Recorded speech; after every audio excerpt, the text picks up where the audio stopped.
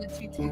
I whisper. Okay, what is going on? Happy Friday, everybody, and welcome to, which I'm super thrilled about, episode 22 of For No Particular Reason. I am your host, Kerri Lewis, along with my amazing, incredible co-host, Yanko. And I have the distinct privilege and honor to have my best friend, Lindsay Height, here, who is a woman's empowerment coach and boudoir photographer, helping women step into their power and purpose through visuals. And as we were jumping on this call, Yanko, you said it's episode 22. That's our favorite number. And we didn't know that until I was like, oh my God, it's my favorite number. And she's like, wait, it's mine too. Whoa, isn't that a synchronicity? That is bananas. Yeah. Do you have a favorite number, Yanko? My favorite number is 3. I don't know why. Yeah. I'm also born on a 3rd, and my wife is born on a 3rd, and my son is born on a 3rd, and 3, it's my number. Follows me around everywhere, either 3 or 13. I don't know why. Wow. And yeah. I love that so much. Yeah, no, 22 and 77 are my power numbers. And interestingly enough, when I had a psychic read my cards recently, she's like, there's something with the number 44. And so Shelly, my oldest sister, passed away at the age of 44. And I'm 44. And I'm like, I know exactly what that means. But, we'll see that unfold in real time. And 2222. Wait, 22222 was my date. I decided to break my addiction to alcohol, and that was my last day I had. It was the first day of the rest of my life. So that was really powerful for me.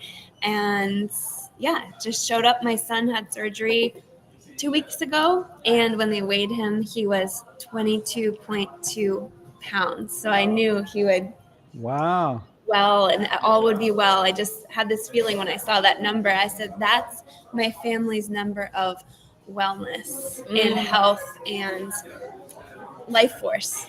Yeah. That was the feeling that I got. So, I love that. Wonderful. Yeah, I don't know why. Buttons.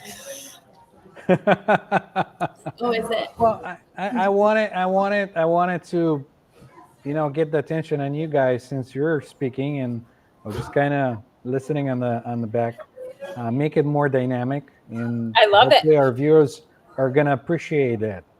Well, so for everybody watching, I happen to have the distinct privilege of calling this lovely, beautiful soul my best friend.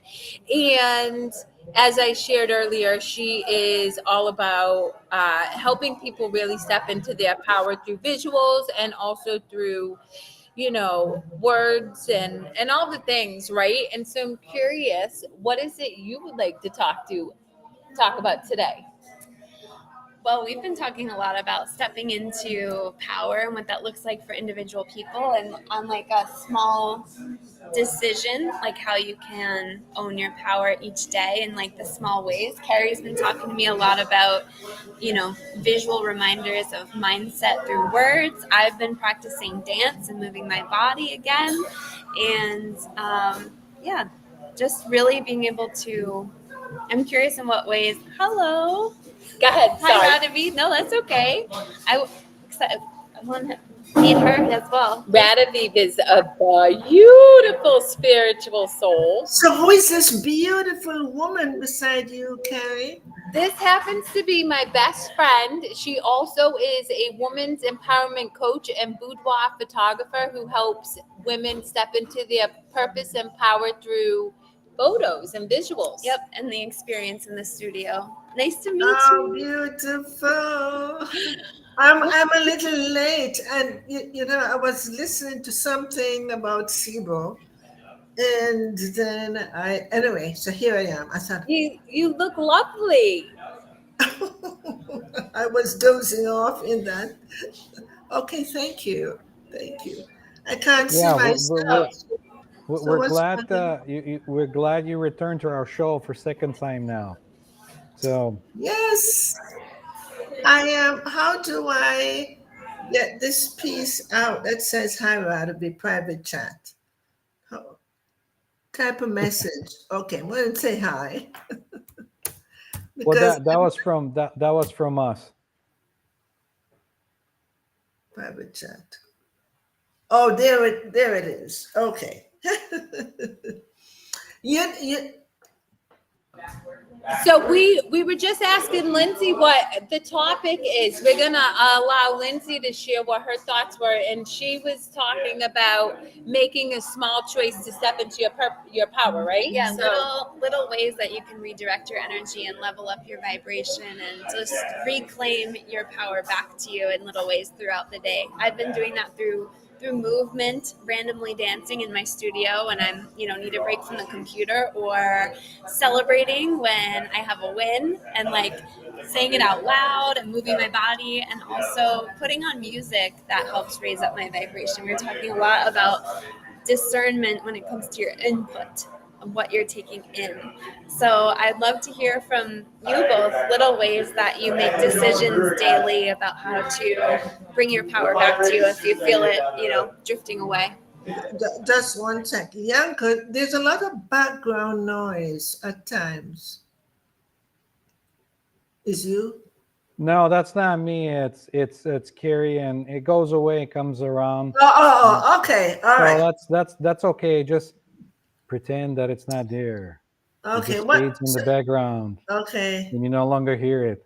All right. I'm not hearing it now. All right.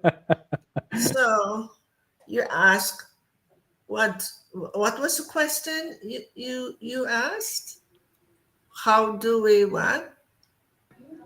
So yes, there was background noise. We're in a coffee shop today. This Oh, spontaneous.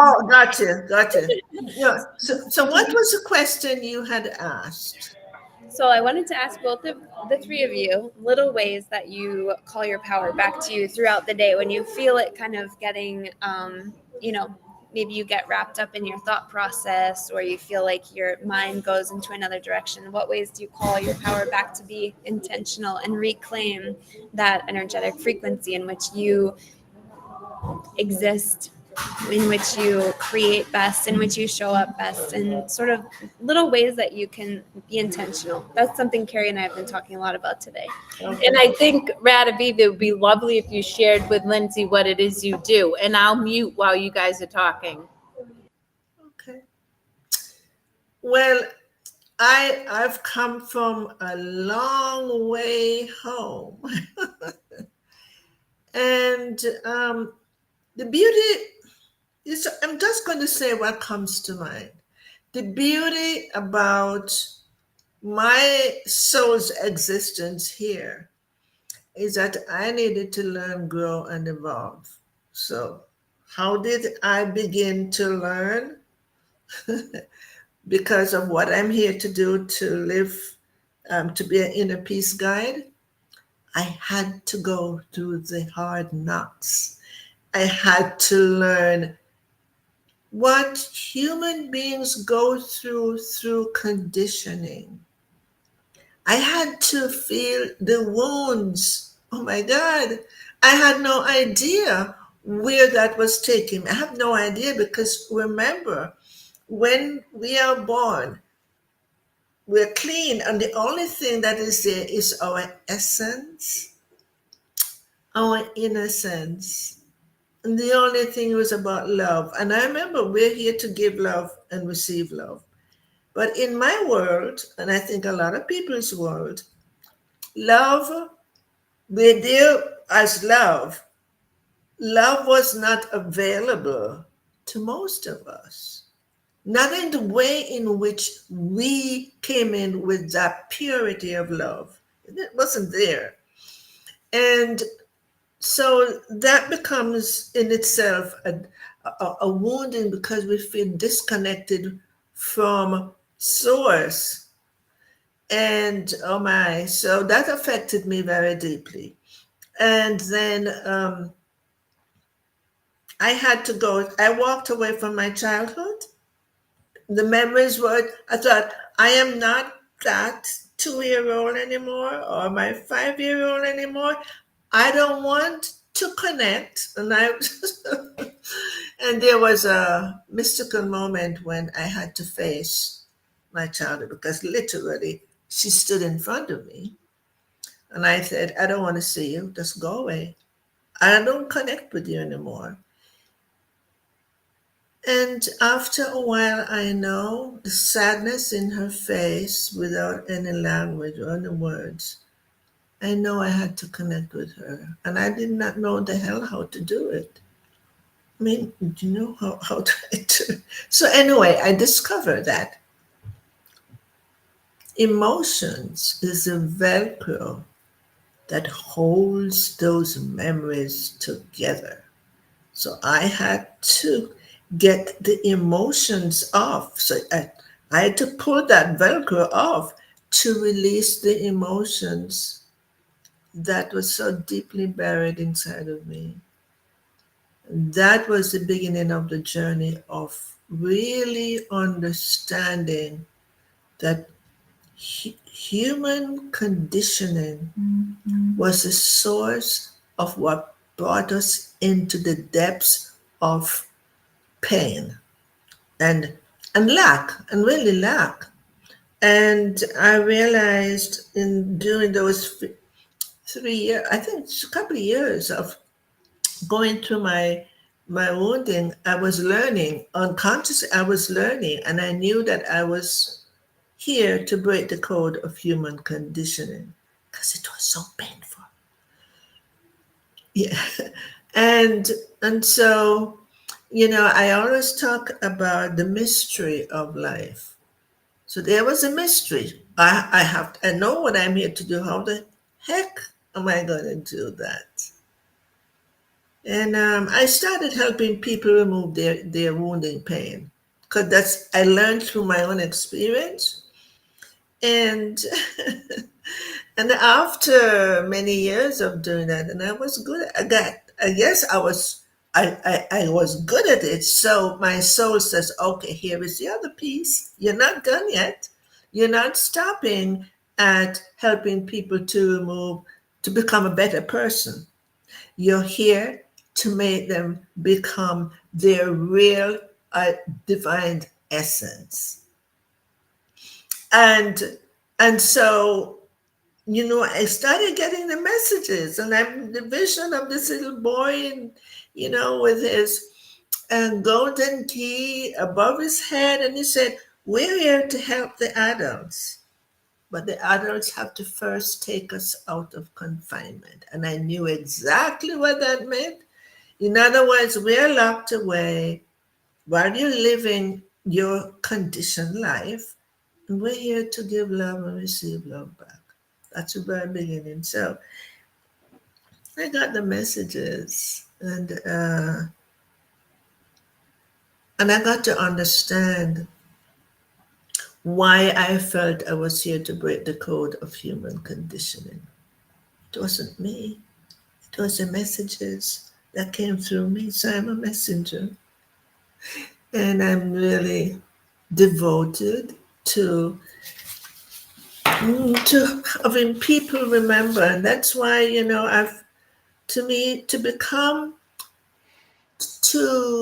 your divine self is where you're going to end up in inner peace. It's not possible to be permanently in peace if you're in your conditioned self. It doesn't work.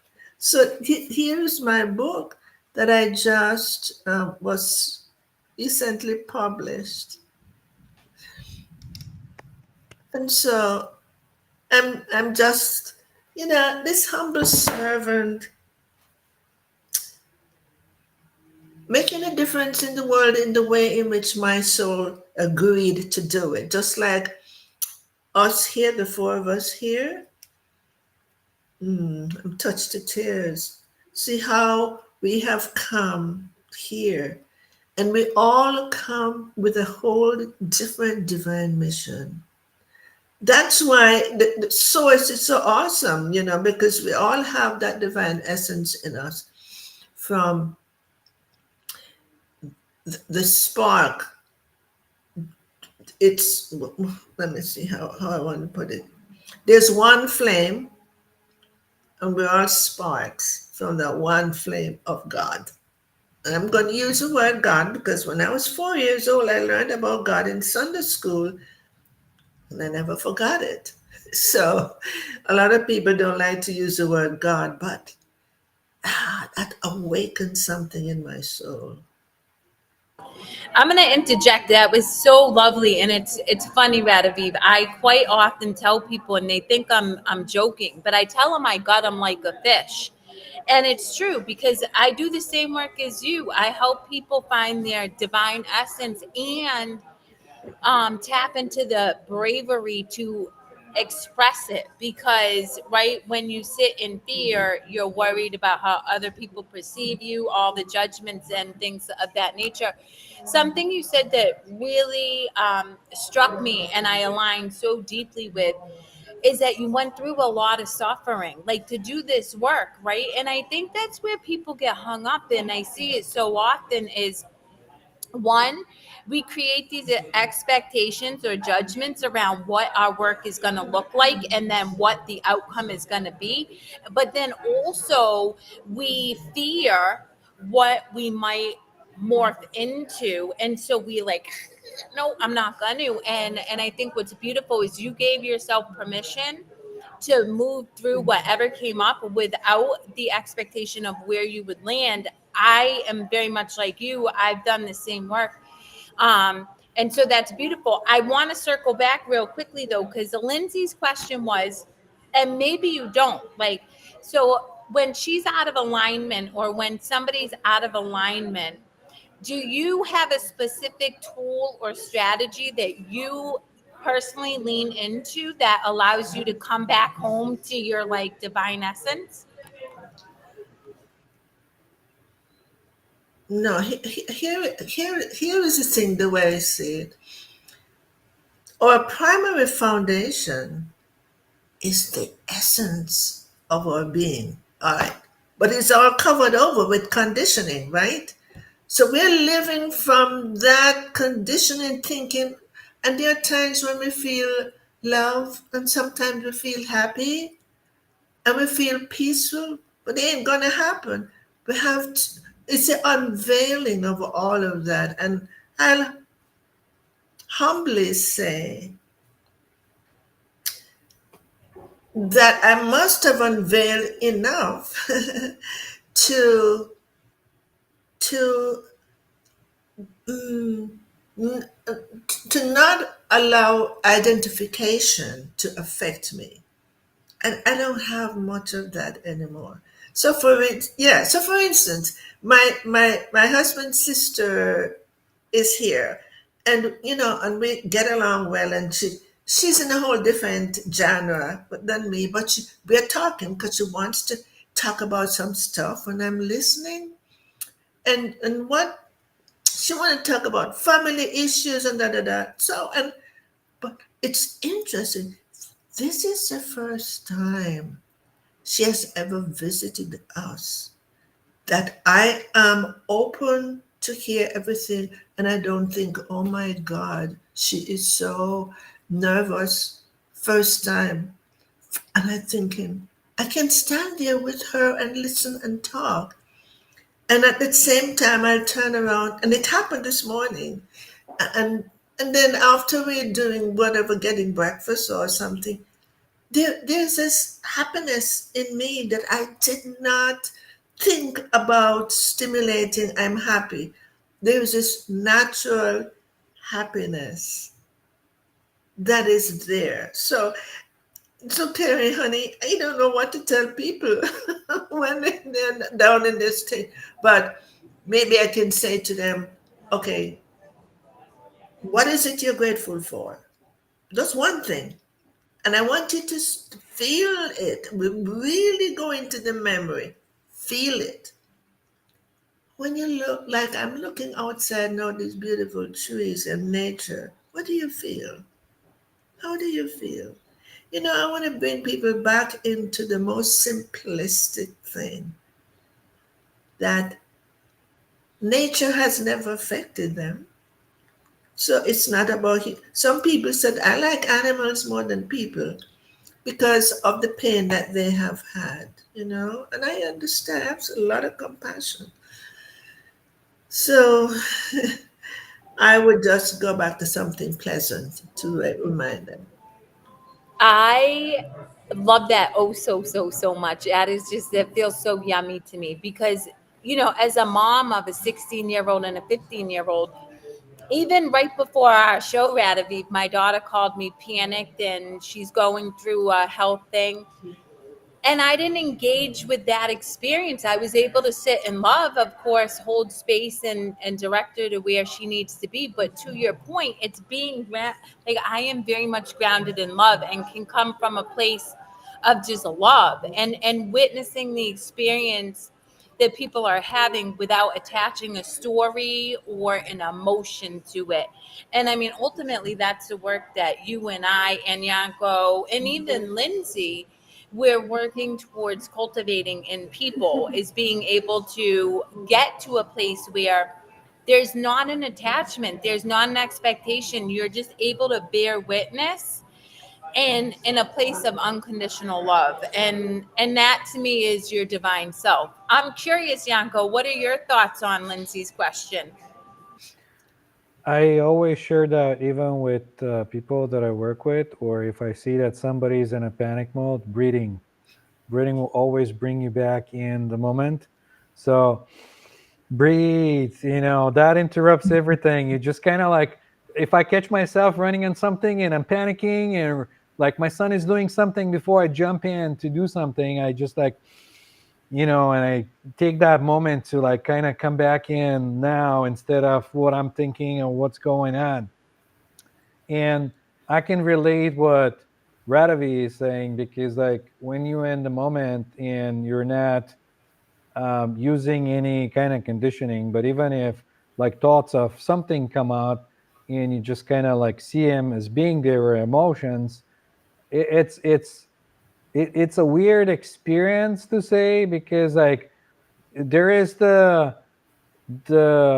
panic or whatever that's going on in the moment, and it transmutes into joy, which is weird. And you just kind of like sit, and your eyes are getting watery, kind of like you're gonna cry from joy, but it's not like crying from pain or anything, but just because you're in the moment and you're realizing it, and you're just like, you know what I mean? So yeah. I do know what you mean. My son is a year and a half, so he's in the toddler stage. And when we're in the backyard playing, I have moments like that. Even if he's having a little bit of a hard time, asserting what he wants, trying to find words. I just, when I do breathe and ground down through my feet and really be present with him, I feel so much gratitude to just have the opportunity to witness, to witness instead of judge or instead of fix or solve. And that's something as a new mom I'm working on. And Kerri is so helpful, having those years of experience between us in motherhood dis, to not exacerbate that codependency. That's so beautiful because I've come more so than ever before, having worked, with people clearing their wounds. I've come to deeply understand how precious it is, these innocent children that come in. And oh my God, mothers today like you would I think would really support their children to stay more intact than to be carried away down into the stream of fear. I really do see that. And so the more the parents or the mothers especially become much more with have more great wisdom in understanding, consciously understanding. They're not here, they're just guardians with these children. Just guardian, just guardian. I I just want to squeeze you because you're absolutely right. Khalil Gibran said it the best. You know, I read extensively, but he said, your children are not your children.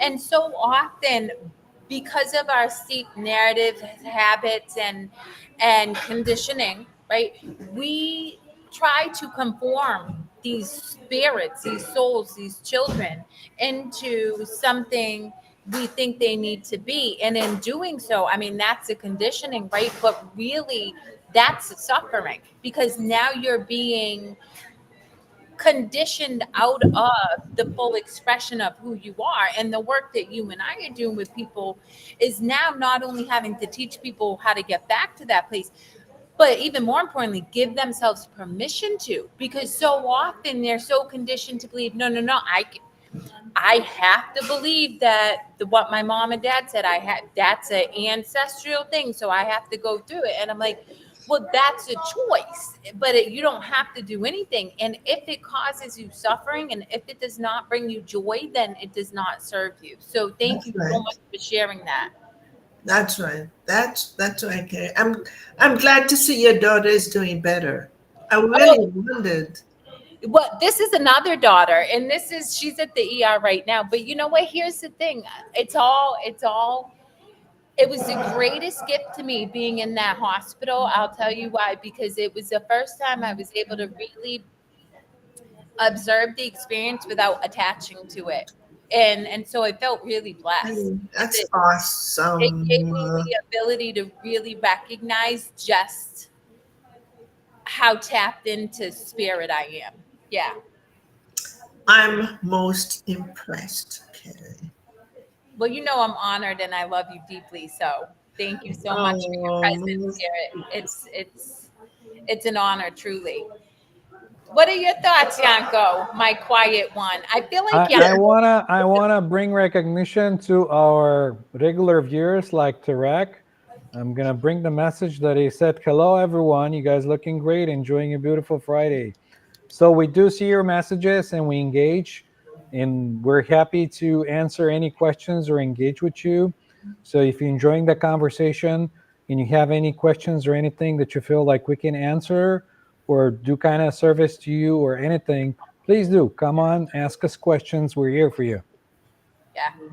Yeah, I love it. Thank you, Tarek, for continuing to show your support. I'm super appreciative. And to couple what Yanko's saying, I mean, we're all here to be of service. So if there's anything that is pressing, or if you're curious, or if we say that doesn't align or feel or you understand, just let us know. We're happy to break it down for you.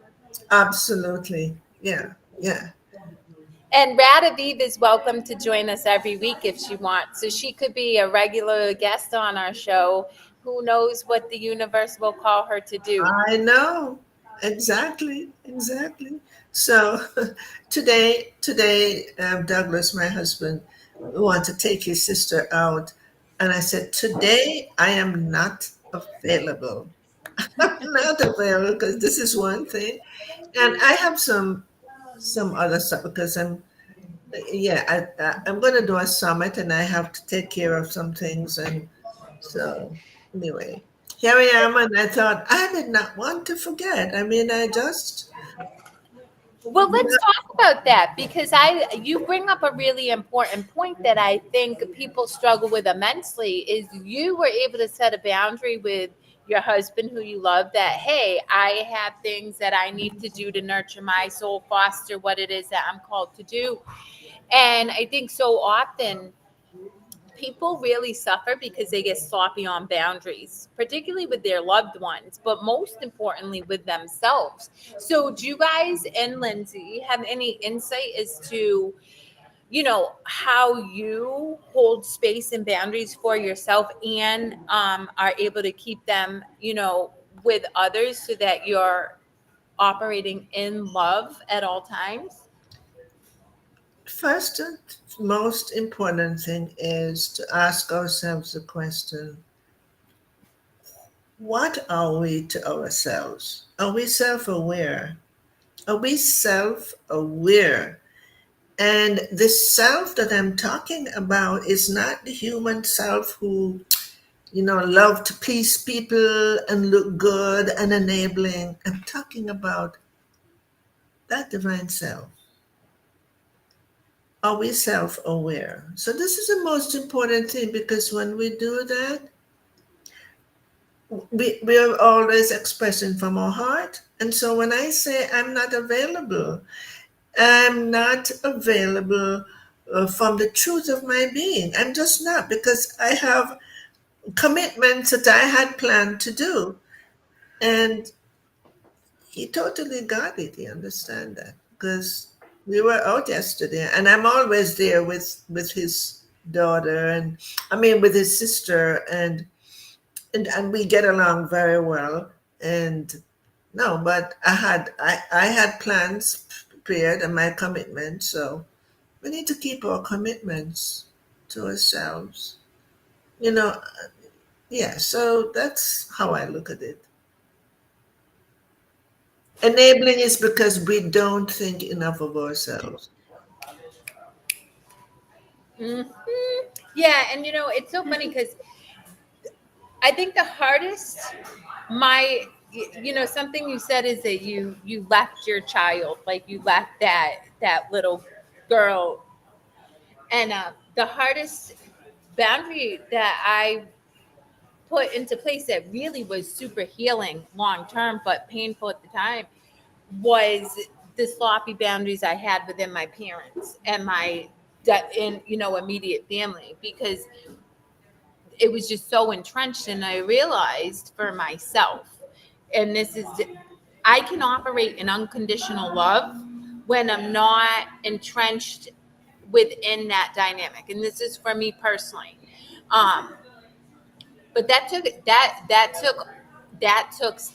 my inner spirit saying, this does not serve you anymore, this is wounding you, and you're worthy of feeling unconditional love regardless of the external experience it appears to be, i.e. parents, whatever.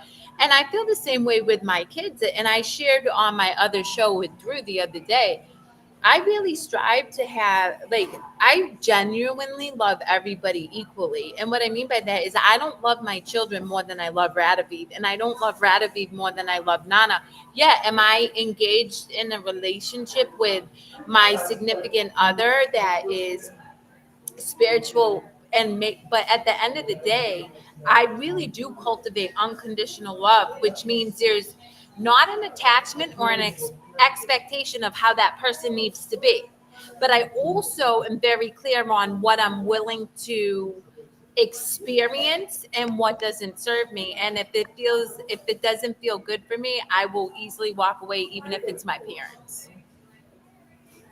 Totally understand. And that's what the word unconditional means. It's without conditions. Yep. I have a question, Radavi. You mentioned moving past your inner child, and I believe you were talking about saying goodbye to your inner child because that version of you wasn't serving you anymore. Is that right? And What has happened with my inner child? Hmm. I used to be really sad and withdrawn. Oh my God, I was so sad, withdrawn, and really, really go deeply in myself and introspective. And now my inner child can sometimes be giggly that people may not get it, may not understand why I'm being giggly, but I can feel that happiness. And it's like I'm sitting here yesterday and the sun is out and the beautiful huge trees in front of me because I'm temporarily moved my office to my husband's office because I was using the guest room. So I'm seeing nature in a whole different way. So the sun is out, and I couldn't hear the wind.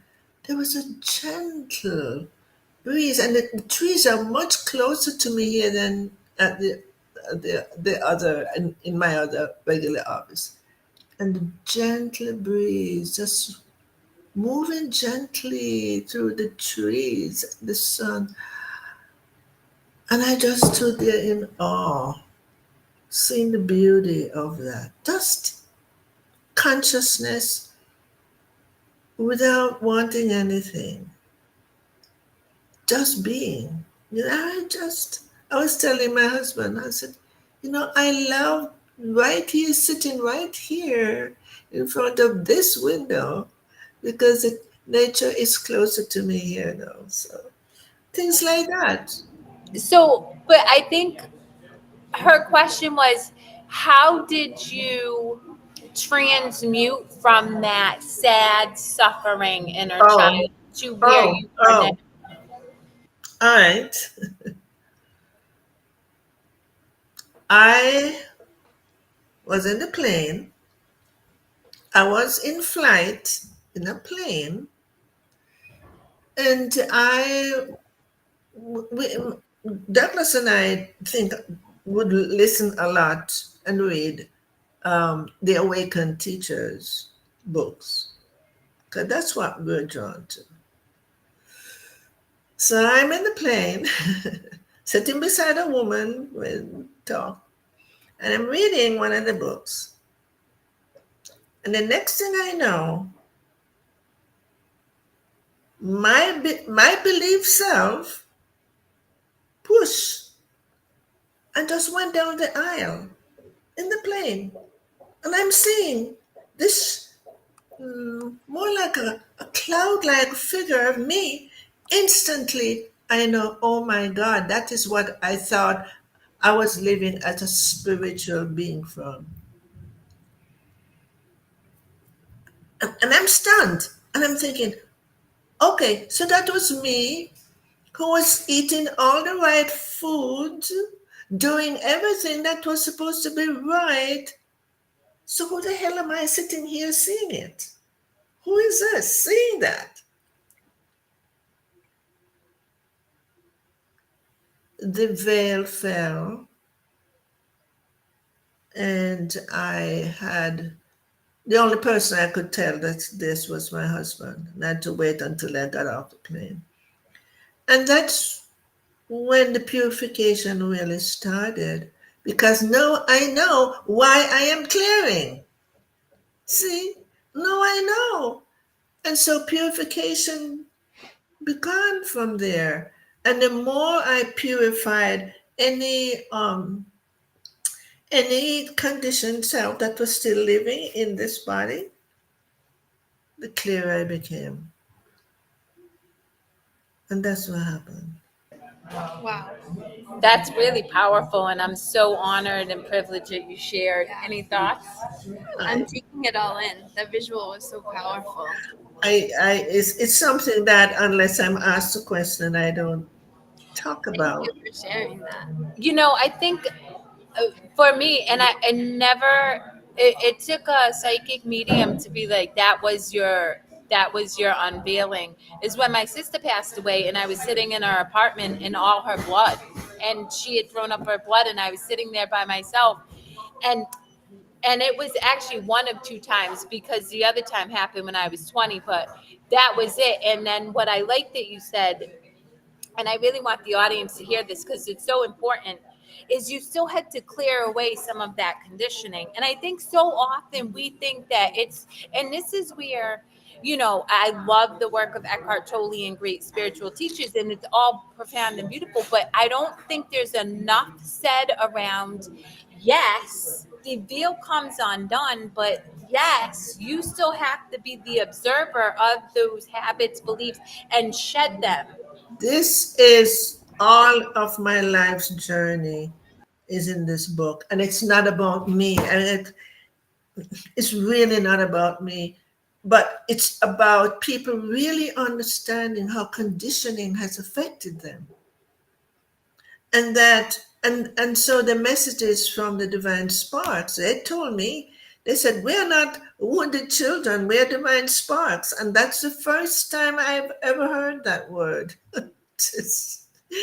and so okay, what's coming to me is that all our souls have had agreements before we came here, before we got in this body. And all of our agreements are different. And we may think that because Kerri says, I am this person and I'm unconditional, or Yanko said, I'm a hypnotist and I do all of this, or it's not any greater than someone who is here to open their heart to self-love. And I would think that that is probably one of the most difficult things, because we have to battle the dark in here. So it's to me, I think of life as a sacred journey. If we just open beyond the doubts and our beliefs and just step back and say, okay, no, I'm cutting out of that. Even now, if we have a little practice and said, even for a few seconds, I'm talking to the listeners, they are no thoughts.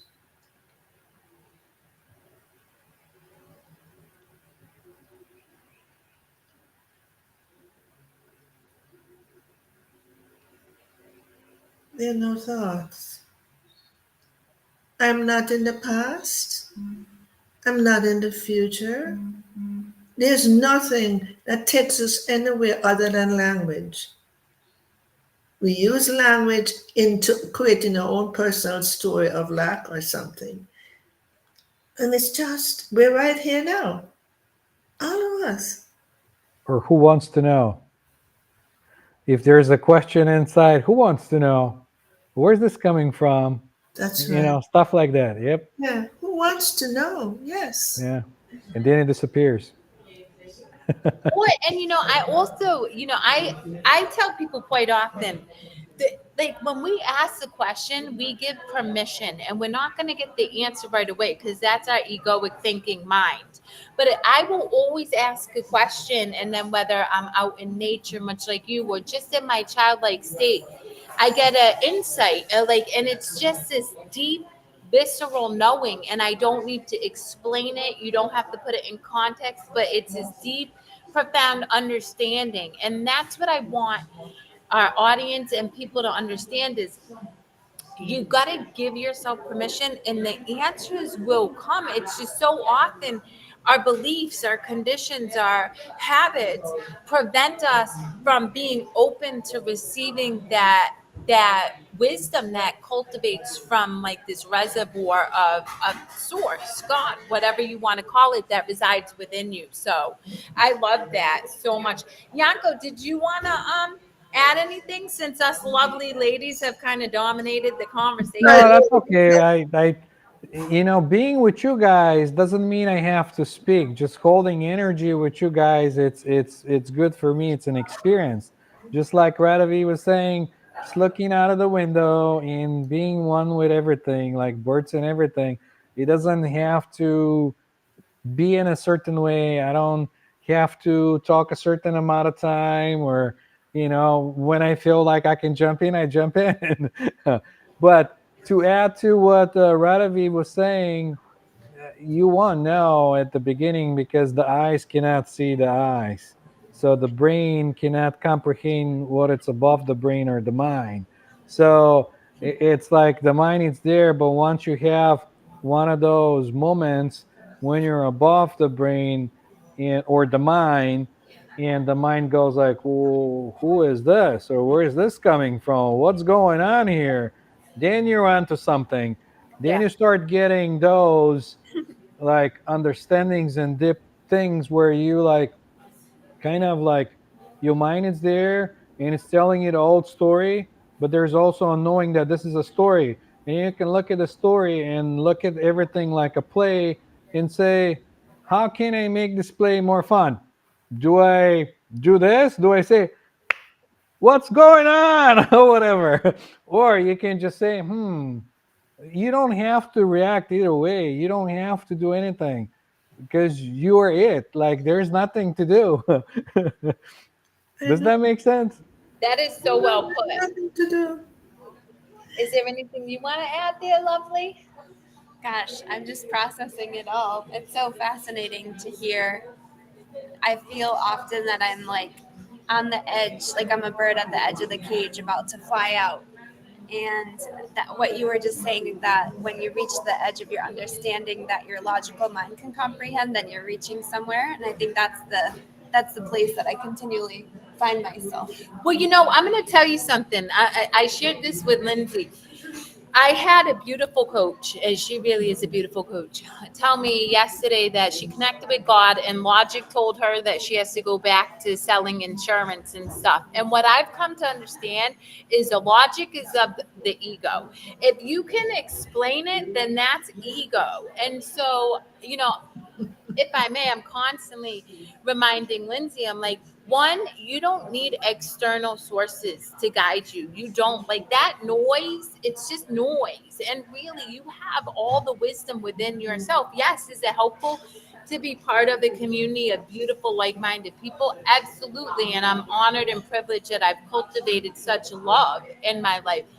But I did that because I stopped listening to and I started listening to here, and I didn't need it to make sense. I didn't need to be able to put it into an understanding that our words, it was a knowing.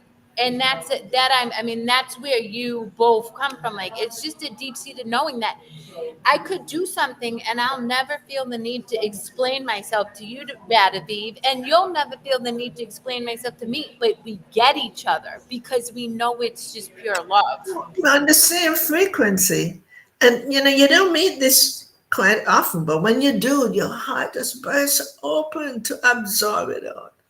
I thought I thought Gemma said she was going to be here with us.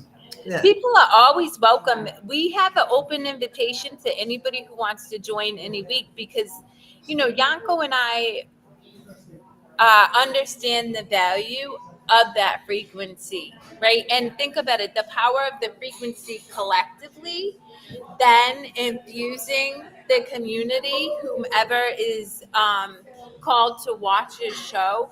I mean, it's magnified, right, by 3, which is Yanko's favorite number. So 4. So yeah.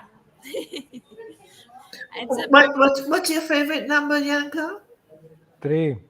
3? Okay. So it's funny, Radavi, right before we jumped on, Yanko said to Lindsay and I that it's our 22nd show. 22 is the date of my older sister's birthday. So 22 is one of my power numbers, along with 77. But as soon as we went to go into the intro, she looks at me, she's like, 22 is my favorite number. I said, nah, it's my favorite number. So it's a powerful. For me, it's been a powerful point of moving forward in my life. yeah. And 8 is my favorite number. I just It's Infinity. and then my Whoa. birthday. This Yeah, my is really birthday is spooky now. 8/17, and I can't. It's 8/8. It's 8. I just got stuck on that from a long time. 8 is my as above, so below. I love that so much. Yeah. No, again, like I said, the journey for me, and I was sharing with Lindsay beforehand, I cultivated all this information. Like, I was constantly absorbing information, but it was in Shelly's apartment that my true self came through, and I was able to take what I absorbed as information and apply it from my knowing and then show up in service to the world. And I, like you, Radavi, feel very, very like it is my purpose to help people uncover their soul, unveil their soul, and unpack the narratives that keep them in suffering. Because when you do that, you don't suffer, and you do whatever calls your heart, and I know Lindsay witnesses that all the time. Like right here, I walked up to the lady, I'm like, oh, I'm gonna do a show in your cafe, and she's like, cool beans. I'm like, great, because when you come from love, you always receive love. Absolutely, Yeah. absolutely. So, That's great. That's great. any parting thoughts from you, lovelies? And Radaviv, if you wouldn't mind staying on when we end the stream, just so we can Sure. circle back real quick. But yeah, You know what? I'm called to read a message from the divine spark. I'm called. So I'm looking. This is so simple. Remember, we talked about when we were born, we were just pure innocence. No language. Language is good, but it really got us trapped into beliefs. All right. So, this is one of the messages I got. At birth, we were like a tiny seed that holds the wondrous truth of life, the I am frequency. That's one of the messages. And, I, I just, and I just, so thought, oh, I just opened this. So this is another message to me, which I didn't realize. Yes, your discomfort is becoming more present to you. You turned away from me, but that had a remarkable effect on how much it awakened your understanding and opened your heart to your past pain and brought me into the fold of your heart and soul. My saying is go, go heal the pain because you can't get anywhere if you're stuck into that imprint. So, on that, I think that is a beautiful way to close, guys. It feel the pain, heal the pain, and really tap into love. So, Yanko, you want to add anything? I'm just gonna say that everything is perfect the way it is. There's no need to change anything. Every time I hear that, you have to heal yourself, and that all happens on its own. Like everything is just a happening that just happens. So by doing you're not doing, or doing you're not doing. So that's my thought on that topic. And I'm gonna sign off with what I sign off with everybody.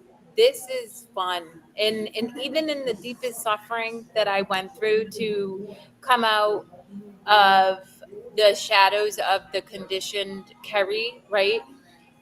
I had fun doing it. So laugh often and laugh well, and reach out for support if you find yourself stuck, because Radavi, myself, Yanko, Lindsay, we're all here to be of service to you. With deep love, we will catch you on the 23rd episode. Take care, guys. Bye. leaving you with our hearts open.